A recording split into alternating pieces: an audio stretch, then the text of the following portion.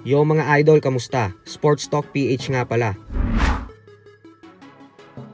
So para nga po sa mga hindi nakakaalam ay matapos talunin ni Ryan Garcia ang former WBC welterweight champion Mario Barrios, ay sinabi nito sa post-fight interview na ang number 3 pound-for-pound best active fighter umano na si Shakur Stevenson ang sunod na gusto niyang makasagupa, kung saan agad naman kumasa sa hamon si Stevenson. Subalit naglatag po ng mga kondisyones si Stevenson kay Garcia kung gusto nitong mangyari ang laban nila. Ayon kay Stevenson ay hindi daw niya lalabanan si Garcia sa mismong timbang nito sa welterweight division, at bagkus dapat umano ay sa 144 pound catchweight daw sila magtagpo.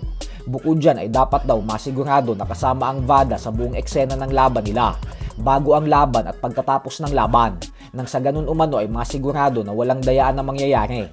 Ibig sabihin po niyan ay kung sa 144 pounds sila magtatagpo, ay mapipiga na naman si Garcia dahil yan rin po yung timbang na binigay ni Tank Davis sa rehydration clause noong magtuo sila ni Garcia.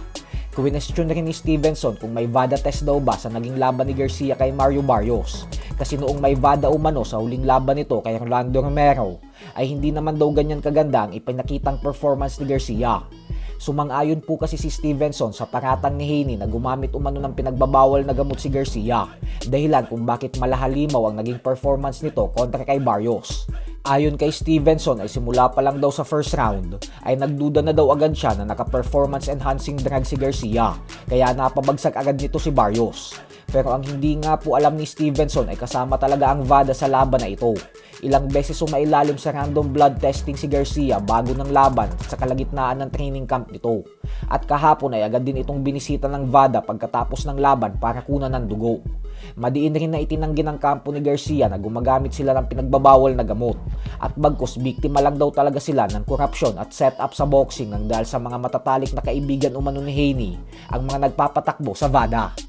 Sa kabilang banda naman mga idol ay matapos nga po ng biglaang pag-atras ng IBF Junior Welterweight Champion Richardson Hitchin sa dapat na world title fight nito kontra sa Mexican knockout artist na si Oscar Duarte sa co-main event ng Ryan Garcia vs Mario Barrios, ay talaga nga pong hindi natuwa ang Golden Boy promoter Oscar De La Hoya, kung saan dinamayan nito ang kanyang bata na si Duarte na sobrang dismayado rin.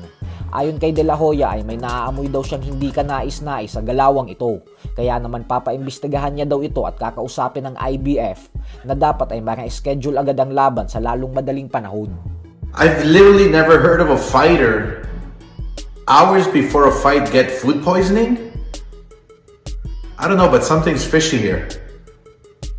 They're called nerves. You fight through it. You did the weigh-in last night.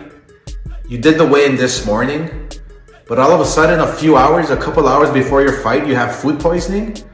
Something's fishy to me. Anyway, I'm gonna talk to the IBF.